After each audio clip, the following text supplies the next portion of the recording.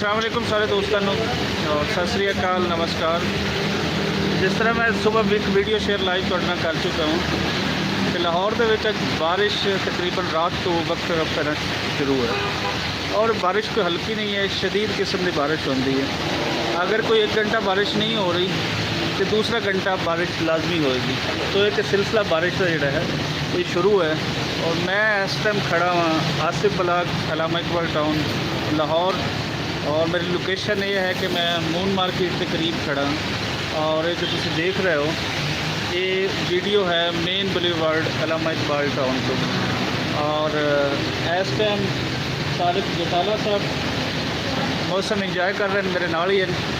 बारिश के भी ये दफ्तर पहुँचा है और मैं इन्होंने पहले तो दिखा दें कि बकायदा अज बैठ के जिस तरह पुराना ढाबे तो चाय वगैरह पीती जाती थी, इन्होंने चाय इंजॉय की है और मौजूद है मेरे ख्याल चाय हम ख़त्म कर बैठे हैं। की कहोगे सर अज के मौसम बारे? अज का लाहौर का मौसम बारिश के लिहाज से बहुत ज़बरदस्त है और जाहिर है कि बारिश जी खुशियाँ भी लैके आती है और कई जगह नुकसानात भी होते हैं। लेकिन आज क्योंकि इतने बारिश इंजॉय कर रहे हैं तो गल फिर खुशी भी होगी। और काफ़ी अरसे बाद इस जमाने टिकरी का सी जो सावन होता सी घाट बैठी जाती सी टिकरी टुरी सी नहाईदा सी मौज मेले करीदे सन। तो अज काफ़ी अरसे बाद सावन के एक वे साइड कैफे से बाहर बैठना तो चाह पीती है तो बहुत मज़ा है। और शीशे के गिलास जैसे अपना मक्की की चाह पीता है अपना ही मज़ा आता है। हाँ बिल्कुल, साढ़े बहुत कुछ बारिश के नाल कई रवायतां जुड़ियां हुई हैं।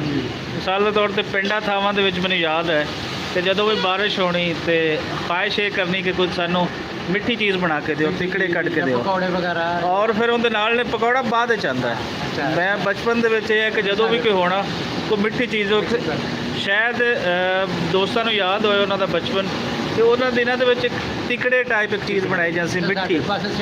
अगर तुसीं गुड़ वाली रोटी नूं रोटी के गुड़ पका के उन्हें तैयार उन्होंने कर लो तो वो एक टाइप बनेगी। वो तिकड़ा साड़ी साइड से बोलता से।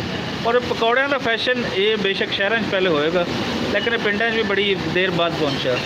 और हुणे है कि हुणे सारे ही जड़े हैं पकौड़े भी ये सारिया चीज़ा कोई नफसा नफसी का आलम है, आपा दापी का आलम है कि असी इंजॉय करना लाइफ में छड्ड दिता है। एक असी जिमें कोई चीज़ों बन देईदा है ना, असी अपने आप को बन लिया है। सो अज खुशी हुई कि इस बारिश के विच तारक साहब भी आ गए और तारक साहब तुहानूं अज असीं पकौड़े तो नहीं खवावांगे लेकिन यह है कि तुहानूं असीं कोई कढ़ाई अच्छी किस्म की बना के खवाने हैं और उहदे च मक्खनी कढ़ाई जिहड़ी है वो असीं बनाने हैं। और मैं कोशिश करांगा कि इस मौसम दे विच वो जिहड़ी कढ़ाई है वह भी तुहाडे नाल कोई लाइव वीडियो शेयर कर सकीए, कुछ इस तरीके दे नाल वो कर सकीए। तो बारिश कुछ थम चुकी है, इस टाइम काफ़ी कम हो गई बारिश। जदों मैं वीडियो स्टार्ट की थी तो बारिश कुछ तेज़ सी, इस टाइम कुछ कर एन साढ़े चाचा चाय वाले इतों के मशहूर चाय वाले। और जदों भी तुसी मेरे को इत्थे तुसी ऑफिस आना है तो मैं तुहानूं इन्हां दी चाय पिलावांगा और तुसी ये कहोगे कि तुसी ऐसी चाय जिंदगी दे विच बहुत कम पीती है। और इन्हां ने जदों ही साडे ऑफिस तो असीं गली मुड़ने हैं इन्हां दे नाल इन्हां दा है अपना इन्हां ने ढाबा लाया चाय वाला स्टाल है चाचा चाय वाले के नाम के नाल।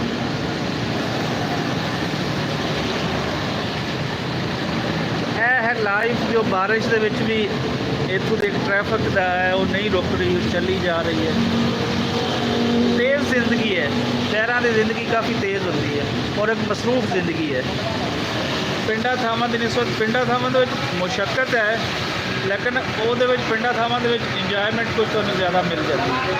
शहरी ज़िंदगी है इंतहाई मसरूफ ज़िंदगी है लेकिन अगर दूसरे एंड पे असीं देखिए तो फिर जिन्हें अपनी लाइफ ਨੂੰ ਇੰਜੋਏ ਕਰਨਾ ਹੈ, ਟਾਈਮ ਦੇਣਾ ਹੈ, ਉਹ ਪਿੰਡ ਦੇ ਵਿੱਚ ਵੀ ਦੇ ਲੇਗਾ, ਉਹ ਸ਼ਹਿਰ ਦੇ ਵਿੱਚ ਵੀ ਦੇ ਲੇਗਾ।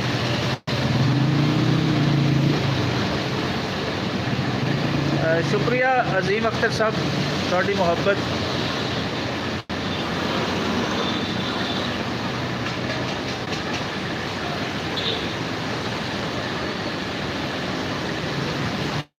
एक बार फिर दसता जावा कि इस टाइम असीं बैठे हाँ मेन बलीवर्ड अलामा इकबाल टाउन और आसिफ ब्लाक अलामा इकबाल टाउन का है। इत्थे असीं बैठे हाँ, बारिश इंजॉय कर रहे हैं, चाय पी रहे हैं। मेरे नाल प्रोफैसर तारक जटाला साहब है और नाल नाल तुहानूं मैं ट्रैफिक की जो सूरत हाल है बारिश दे विच मैं वो भी दिखा रही हाँ और नाल नाल अपनियां जिहड़ियां गल्लां साड़ियां वो गल्लां भी असीं कीती जा रहे हैं।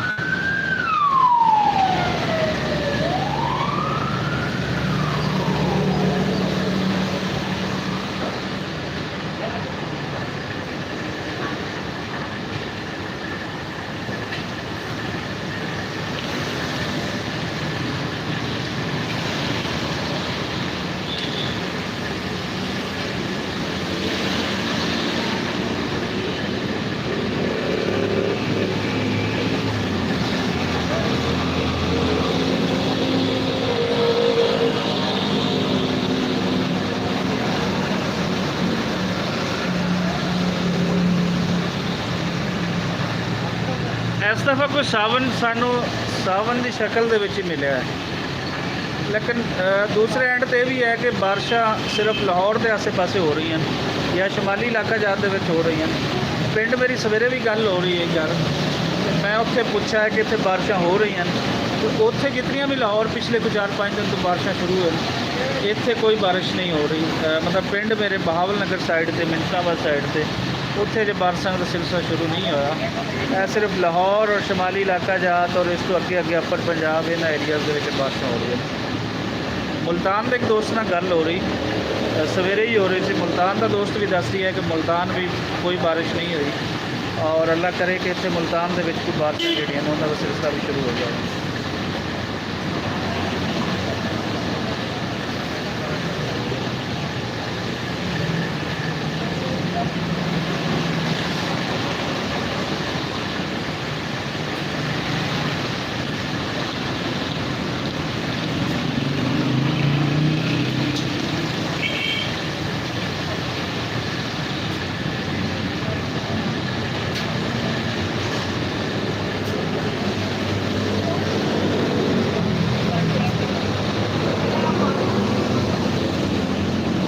इजाज़त दो फिर हम सारे दोस्त, क्योंकि बारिश और काफ़ी पहले नालों कम हो गई है, लेकिन कम नहीं है तो दोबारा तो फिर तो शुरू होने लगे। तो थोड़ी जी कम हुई है, कम होने तो बाद फिर हम वो मोटे मोटे जो बुलबुले जिहड़े वो बनना शुरू हो गए। तो इस तरह ही सवेरे का एक काम शुरू है, लो जी दोबारा तो फिर शुरू हो गई बारिश। यही सवेर तो शुरू है, बल्कि रात तो यही शुरू है, थोड़ी देर बारिश रुकी फिर स्टार्ट हो गई और हम दोबारा तो स्टार्ट हो गई।